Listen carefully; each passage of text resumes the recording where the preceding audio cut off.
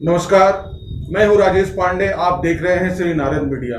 आज नारद मीडिया के स्टूडियो में जिले के एक लाल, जी हाँ, जिले के एक लाल दिव्यांशु पांडे जी हैं। एक साधारण से नौजवान लड़के आपको दिखाई दे रहे हैं, लेकिन ये असाधारण व्यक्तित्व के धनी हैं। आप प्रो रेसलिंग के चैंपियन हैं और जिले से पहला, या यूं कहें कि उत्तर बिहार, और अगर पूरे बिहार को लगा लें तो कोई अतुशक्ति नहीं होगी। ये बिहार से इकलौते हैं जो प्रो रेसलिंग में इन्होंने इतना बड़ा मुकाम कायम किया है। तो सबसे पहले हम दिव्यांशु पांडे जी से ये पूछना चाहेंगे कि इस तरह के गेम में, इस तरह के खेल में आप कैसे आए?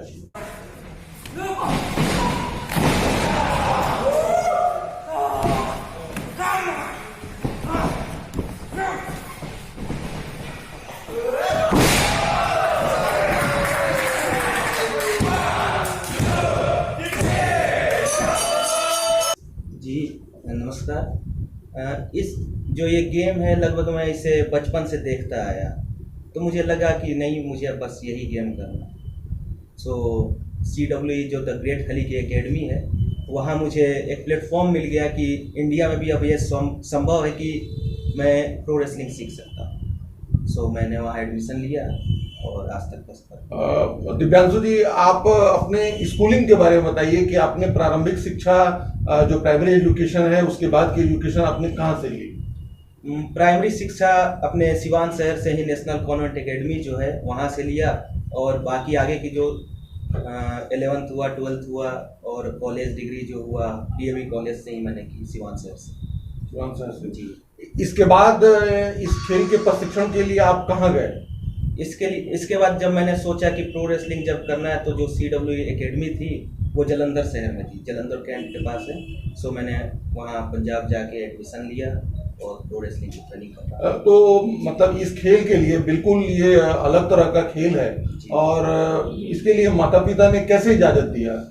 देखिए, जो प्रो रेसलिंग है, अगर आप में जुनून है और आपके लगाव को देख के माता पिता जो हैं सहयोग करते हैं, और बिना माता पिता के सहयोग से तो आप किसी भी फील्ड में सक्सेस नहीं हो सकते।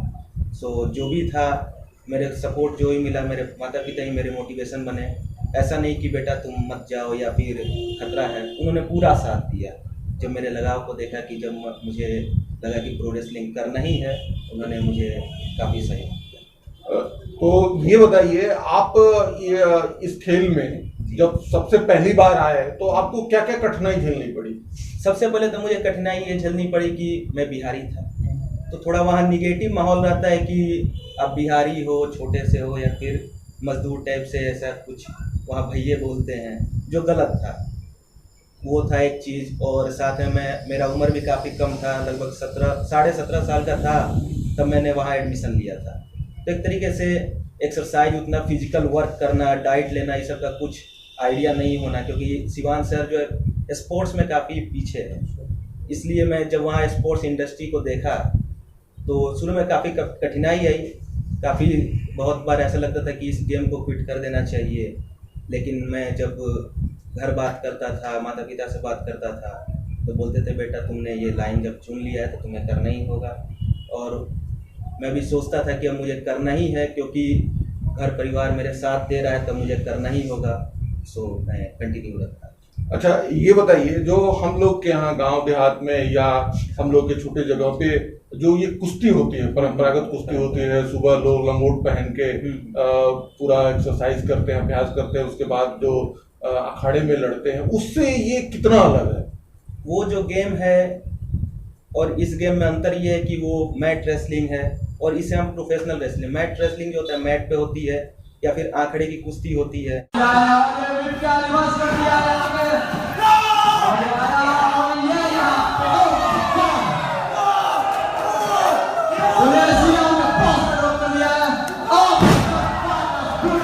जो मिट्टी में की जाती है। प्रोफेशनल रेसलिंग जो है, लगभग 4.5 फुट ऊंचा रिंग बनाया जाता है, पट्टे के रिंग होते हैं, फिर उसमें प्रोफेशनल रेसलिंग की जाती है, और काफ़ी अलग है। इसके नियम, इसके कायदे कानून अलग चलते हैं। प्रो रेसलिंग ये मतलब विदेशों में ये डेवलप हुआ है, तो कहाँ ये डेवलप हुआ और कैसे हम लोग के भारत पहुंचा? विदेशों में सबसे अगर कहीं डेवलप है तो वो है USA, और ये गेम बेसिकली यूएसए में ही डेवलप हुआ था लगभग 1980 के आसपास। और इंडिया में कोई लाया तो द ग्रेट खली सर हैं, जो इंडिया के लिए एक एग्जाम्पल बने प्रो रेसलिंग में। और जब वो वहाँ से रिटायरमेंट लेके इंडिया आए तो उन्होंने एकेडमी खोली और वो चाहते हैं कि अपने तरह और भी खली तैयार किया जाए, इस गेम को आगे विकास दिया जाए इंडिया में। इसके लिए क्या डाइट वगैरह लेनी पड़ती है, मतलब क्या खाने पीने के लिए क्या इंतजाम करना पड़ता है? जैसे कि मैट रेसलर्स को आप देखे होंगे तो उनका जो डाइट होता है हाई कैलोरी लेना, फैटी फूड भी ज़्यादा होता है। लेकिन प्रो रेसलिंग में है कि प्रोटीन बेस्ड डाइट ज़्यादा होती हैं, जिससे आपकी स्पीड बनी रहे। अगर आपका हल्का सा भी चूके तो आप लगभग ज़िंदगी मौत का सवाल बना रहता है आपका। इसलिए आपको मेंटली, इमोशनली, फिजिकली हमेशा तैयार रहना पड़ता है। क्या आप बता सकते हैं कि जब आप एक गेम करते हैं तो उसमें कितनी कैलोरी आप मतलब वेस्ट कर देते हैं, मतलब कितनी कैलोरी आपको खर्च करनी पड़ती है? एक मैच के ऊपर कितना ड्यूरेशन का मैच किया आपने। अगर आधे घंटे का मैच, अगर आप टिके हुए हैं आधे घंटे का मैच कर रहे हैं तो लगभग आपकी 3000 कैलोरी, यूँ एक बम्प में तो लगभग 300-400 कैलोरी निकल जाती है। तो वैसे अगर आधे घंटे के मैच किए तो 3000 कैलोरी बर्न होती है। सो आपको अच्छे से डाइट प्रिपेयर रखना पड़ता है खुद को और स्ट्रॉन्ग बने रहना पड़ता है। ये बताइए इसमें क्या कैरियर है, मतलब आप ऐसा कर रहे हैं, आप नौजवान हैं तो आपको अपनी लाइफ के लिए इसमें क्या कैरियर है, क्या हो सकता है? लाइफ के लिए अगर मेरे लिए सबसे बड़ा कैरियर होगा तो वो होगा यूएसए जाके WWE में सिलेक्शन पा लेना। और हाल ही में मैंने अभी जो इंडिया ट्राईआउट, WWE ने यूएसए की जो कंपनी है ट्राईआउट लिया था मुंबई में इस साल 3 से 6 मार्च तक, उसमें मेरा सिलेक्शन हुआ था, जिसमें इंडिया के 70 बंदे चयनित हुए थे और जिसमें मेरा परफॉर्मेंस काफ़ी अच्छा भी रहा। और मुझे यकीन है उसका रिजल्ट भी आने वाला है और मुझे यकीन है कि मैं सेलेक्ट होऊंगा और बिहार का नाम, अपने देश का नाम, माता पिता का नाम रोशन करूंगा। तो जो आपको देख के अगर कोई लड़का इसमें प्रो रेसलिंग में आना चाहता है तो उसके लिए क्या करना चाहिए, कैसे वो आ सकता है? अगर एज कम है, वैसे तो इसमें कोई एज की लिमिट नहीं होती, लेकिन मेरा सलाह ये है कि अगर एज कम है तो किसी न किसी फिजिकल एक्टिविटी, फुटबॉल हुआ, टेनिस हुआ, कुछ भी हुआ, इसमें लगे रहे, फिजिकली स्ट्रॉन्ग बने रहिए। और जो भी प्रो रेसलिंग की इंस्टीट्यूट है इंडिया में, उसमें जाइए, एडमिशन लीजिए। बेसिक तैयारी तो वहीं से सीखिए। जी, इंस्टीट्यूट में एडमिशन लेना होगा, ट्रेनिंग करनी होगी, फिर आगे जाएंगे। क्या आपके मन में कोई ऐसा प्लानिंग है, योजना है कि अपने सीमान में भी इस तरह के प्रो रेसलिंग की कुछ ट्रेनिंग कैंप वगैरह खोली जाए कुछ ही समय के लिए, जिससे लड़के इंस्पायर हो इसमें आगे आए? जी जरूर। अगर मैं इस बार सेलेक्ट हो जाता हूँ WWE में तो मैं भी चाहूँगा कि बिहार में भी एक प्लेटफॉर्म दिया जाए, लोग स्पोर्ट्स को समझे, स्पोर्ट इंडस्ट्री को समझे। वैसे तो बिहार में पढ़ाई लिखाई वाले लड़के कुछ देखा जाए तो देश सेवा करने वाले भी लड़के हैं, जो यूपीएससी और आईएएस के एग्ज़ाम, लगभग भारत में जितने भी आईएएस यूपीएससी के एग्ज़ाम क्लियर करने सबसे अधिक बिहारी लड़के ही होते हैं। स्पोर्ट्स इंडस्ट्री में थोड़ा पीछे है, अगर प्रयास किया जाए तो बिहार इसमें भी आगे होगा। सरकार के लेवल पे, मतलब गवर्नमेंट के लेवल पे इस खेल को आगे बढ़ाने के लिए क्या करना चाहिए? गवर्नमेंट के लेवल पे अगर देखा जाए तो ये प्रोफेशनल गेम है, प्रोफेशनल गेम प्राइवेट ही चलते हैं। अगर सरकार सहयोग करती है तो आयोजित करा सकती है शो, टाइम दे सकती है जगह, या फिर स्पॉन्सरशिप दे सकती है इस शो को दिखाने के लिए। ये बेसिक सरकार के लेवल पे कोई ऐसा ट्रेनिंग कैंप वगैरह या 2-4 लड़कों को, बंदों को पकड़ के ले आए, पटना में ही खोले और लोगों से वहाँ ट्रायल कराए, ताकि इस गेम में भी एक नई, जैसे नई खेल है, ग्रैपलिंग है या कराटे है या कुंफू है, ऐसे कर करके कुछ लड़के यहाँ के बाहर निकल रहे हैं, तो उनके लिए जो कुछ काम किया जा रहा है, क्या ऐसा या प्रो रेसलिंग में नहीं हो सकता? हो सकता है, अगर सरकार चाहे तो इस खेल को समझे और इसे एडप्ट करे, इसको वो सरकारी में ऐड करे और इसको प्रोग्रेस करने के लिए डोनेशन दे या फिर कुछ भी, अगर सरकार चाहे तो हो सकता है। जैसे कि हम लोग के यहाँ एक खेल है क्रिकेट, जो गांव में अंदर तक घुसा हुआ है, लड़के दिन भर खेलते हैं, लेकिन इसमें इतनी भीड़ है कि कोई मतलब जल्दी अपने लड़के को इसमें आगे नहीं बढ़ा सकता है। लेकिन प्रो रेसलिंग है, ग्रैपलिंग है, कुंफू है, इस तरह के खेलों में जो है कोई लड़का बहुत आगे तक जा सकता है। तो आपको ऐसा नहीं लगता कि इसमें अगर थोड़ी सी गवर्नमेंट की तरफ से मदद हो जाए तो लड़के आगे जाएंगे? जरूर, क्योंकि प्रतिभा जितने भी है बिहार के लड़कों में एक से एक बढ़ के एथलीट है बिहार में। ऐसा नहीं कहा जाता कि एथलीट नहीं है, भरे हुए हैं, बस उन्हें प्लेटफॉर्म चाहिए। अगर सरकार इस पर भी ध्यान दे, स्पोर्ट्स पे भी ध्यान दे, तो बिहार से एक बढ़ के कितने खिलाड़ी निकलते हैं। अच्छा, आप प्रो रेसलिंग करने के साथ साथ अपनी पढ़ाई भी जारी रखे हुए हैं, अभी पढ़ाई कर रहे हैं? अभी तो मैं पढ़ाई नहीं कर रहा हूँ, प्रो रेसलिंग ही जो है मेरा लाइफ सेटल है इसमें, ऐसा मैं चाहता हूँ कि इसमें हो जाए। और मेरा बेसिक पढ़ाई 12th तक ही कंप्लीट हुई है, जो यहाँ डीएवी कॉलेज से ही किया। तभी मेरा पूरा फोकस है कि प्रो रेसलिंग में ही। तो अभी जो मतलब आप रहते हैं, जहाँ आप इस तरह की ट्रेनिंग वगैरह ले रहे हैं, तो इसके लिए जो खर्च अभी माता पिता की तरफ से ही है या गवर्नमेंट से कुछ मदद है? नहीं, अभी तो माता पिता ही जो सहयोग करते हैं, माता पिता से ही है। और आगे देखता हूँ, जब तक सिलेक्शन नहीं हो जाता WWE में, तब तक माता पिता कर तो रहे हैं, लेकिन चाहूँगा कि सरकार से भी कुछ मदद मिल जाए तो अच्छी बात रहेगी। अच्छा, अभी इसके लिए मतलब इस गेम के लिए रोजाना कितने घंटे प्रैक्टिस करनी पड़ती है? रिंग प्रैक्टिस हमारी चलती है 2.5 से 3 घंटे तक, और बॉडी जो है लूज ना पड़े उसके लिए जिम भी जाना पड़ता है, 1.5 से 2 घंटे का जिम भी करना पड़ता है। तो लगभग 5-6 घंटे एक्टिव रहना पड़ता है, फिजिकल एक्टिविटी देनी पड़ती है। सुबह और शाम दोनों? हाँ, सुबह शाम दोनों एक्टिव रहना पड़ता है काफी। जो नए लड़के हैं उनके लिए आप क्या संदेश देना चाहेंगे जिले में, जो आपको देख के नारद मीडिया के माध्यम से आपको सुन के आगे इसमें आना चाहते हैं, उनके लिए क्या आप मैसेज देंगे? उनके लिए मैसेज ये देंगे कि नशा मुक्त रहिए, अच्छी से डाइट लीजिए, कसरत करिए, जिम जाइए। एक बिहार में ये है कि जो जिम जाने वाले लड़के होते हैं उनका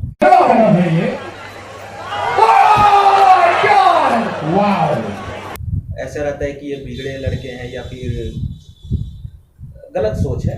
लेकिन जिम जा रहे हैं तो आप जिम जाइए, हेल्दी रहते हैं आप। मैं तो कहूँगा कि फैमिली को भी जिम जाना चाहिए, कुछ नहीं तो घर पे योगा करिए, उससे फिटनेस और अच्छा डाइट लीजिए, हरी भरी सब्जियां खाइए, सैलेड खाइए।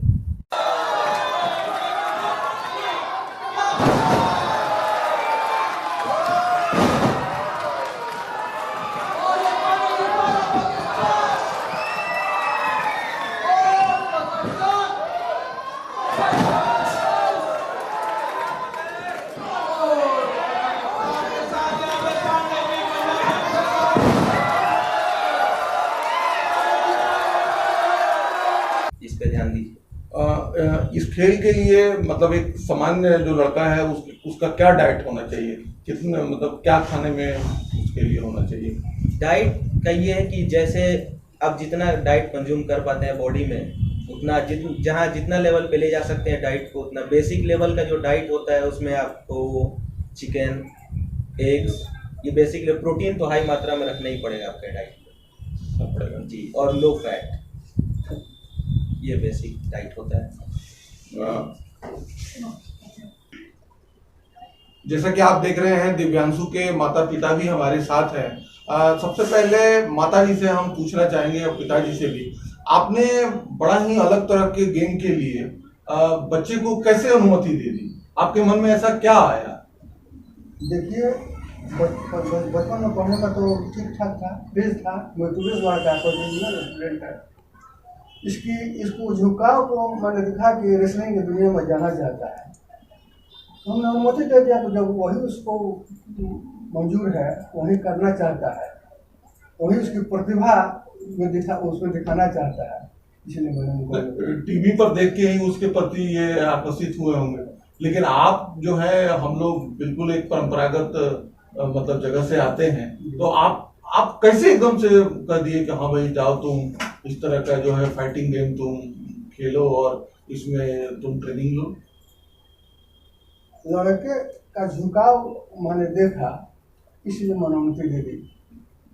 जिद करने लगे, वही करूँगा। तो जब वहां पर ये गए और पहली बार कभी टीवी पर या इनका वीडियो वगैरह आप जब देखते होंगे, और जब ये देखते होंगे कि काफी दोनों तरफ से फाइटिंग हो रही है और कोई ऐसा लगता है कि खूनी संघर्ष हो गया एकदम से, तो क्या मन में लगता है? पहली बार मैंने वीडियो देखा तो मुझे बहुत दर्द हुआ। मेरे श्रीमती जी बनवाली मिश्र जी बोली, देखिए लड़का गया है और वो खेल रहा है, वहीं उसका प्रोफेशन है, वहीं सीखना चाहता है, आगे बढ़ना चाहता है, तो आपको झेलना ही होगा, उसमें आगे बढ़ना है। बढ़ना ही होगा। हम माता जी से पूछना चाहेंगे कि कैसा लगता है जब ये खेलते हैं और इनका वीडियो वगैरह देखती हैं, आपको कैसा लगता है? हमें बहुत खुशी होती है। जी। और जब ये खेलते हैं तो हमें लगता है कि ये गेम है, और गेम में बच्चों को जो है आगे बढ़ाना चाहिए। और हम कभी इनके जो है प्रोफेशन के आगे कभी अपना ये नहीं रखते मत कि बाबू तुम मत खेल।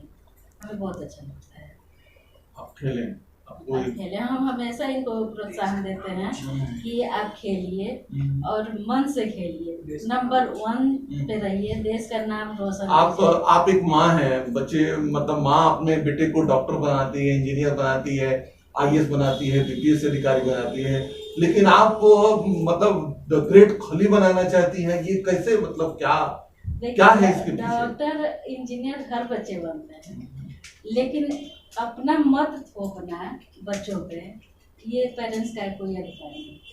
और ये सोच के हम कहें कि जब इनको ये चीज़ अच्छा लग रहा है तो फिर डॉक्टर इंजीनियर बना के हम क्या करेंगे? वो तो आगे कुछ कर नहीं पाएंगे।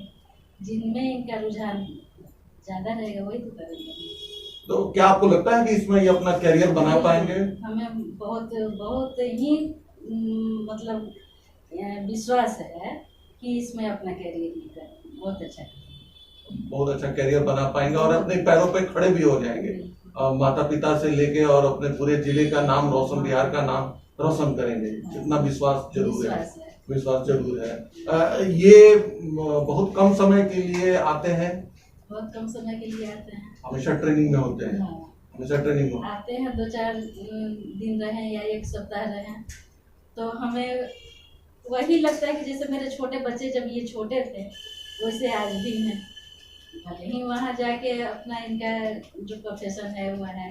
तो जब आप जलंधर में ये कैंप में होते हैं, जब आप इनसे बात करती हैं तो इनका मनोबल कैसे बढ़ाती हैं आप? इनसे तो बात होती है, रोज बात आपकी होती होगी। बात होती है, शाम को होती है, दिन भर तो ये बिजी रहते हैं, शाम को बात होती है। तो मेरा डेली का यही रहता है कि आप जो है नंबर 1 पे रहिए और अपने ही जो है अपने देश का नाम तो रोशन करना ही है।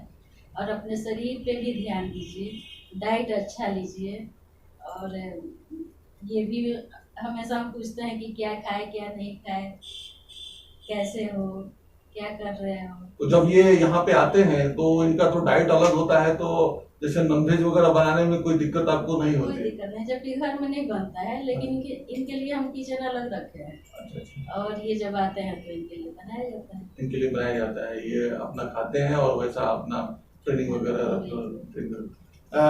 आपने देखा एक माँ का, तो जैसा कि आपने देखा कि दिव्यांशु के माता पिता का भी काफी बड़ा सहयोग है और बेटे के विल पावर से कहीं ज्यादा माँ का विल पावर है और वो हमेशा लगातार सहयोग करती रहती हैं। और जो माता यशोदा से जो परंपरा है, जो चली है, कौशल्या से जो परंपरा चली है, वो आज भी इस समाज में कायम है।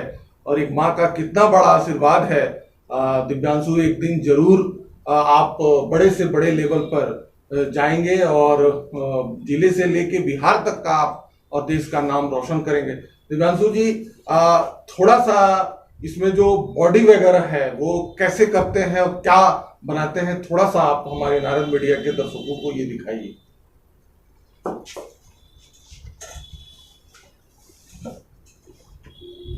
जी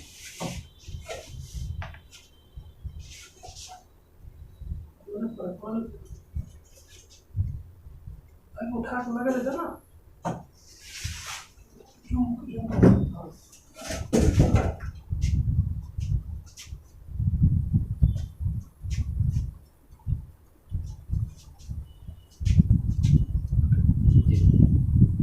ये जो बॉडी है ये आपकी काफी हार्ड है और जैसे लगता है कि ये बिल्कुल ईंट पत्थर इमारत की तरह मजबूत है। क्या इसका क्या मतलब रोल है, इसकी क्या भूमिका है? सारा रोल आपके फिजिक का ही होता है। और जो रिंग में पंप लेते हैं या फिर स्लैम्स पड़ते हैं जो उठा के पहलवान पटकते हैं रिंग में, तो आपके बॉडी उस लायक होनी चाहिए कि उसके इम्पैक्ट को झेल ले। अदरवाइज अगर आप कमज़ोर हैं या फिर नहीं बर्दाश्त कर पाता, आपकी हड्डियां कमज़ोर होने लगती हैं, लिगामेंट छोड़ने लगते हैं हड्डी को, तो ऐसा खतरा बना है। इसलिए डेली प्रैक्टिस रखना होता है और शरीर को रबड़ की तरह रखना, इलास्टिकेबल बना के रखना पड़ता है।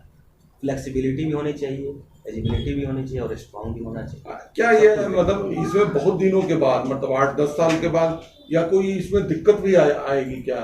मतलब वो कहते हैं कि अगर कोई शरीर में इंजरी आ जाती है तो आगे आके प्रॉब्लम आती है। बहुत सारे रेसलर्स को प्रॉब्लम आती है, सर्जरी कराना पड़ जाता है, अंदरूनी चोट अगर लग जाए। ऐसे भगवान का शुक्रिया कि मुझे अभी तक ऐसी कोई इंजरी नहीं आई है, मैं अभी सेफ हूँ, माता पिता के आशीर्वाद से बचा हुआ। धन्यवाद दिव्यांशु जी। आपने जैसा देखा, आप आज से हमारे सिवान के द ग्रेट खली हैं और आशा ही नहीं पूर्ण विश्वास है कि आप ईश्वर के आशीर्वाद से एक दिन जरूर प्रथम स्थान को प्राप्त करेंगे और आप जरूर यूएसए जाइए और वहाँ पे आप भारत का परचम लहराइए। पूरे नारद मीडिया की टीम की ओर से आपको अग्रिम बधाई। Thank you very much Narad media को भी, और आपके इस लाइव इंटरव्यू के लिए भी बहुत बहुत धन्यवाद।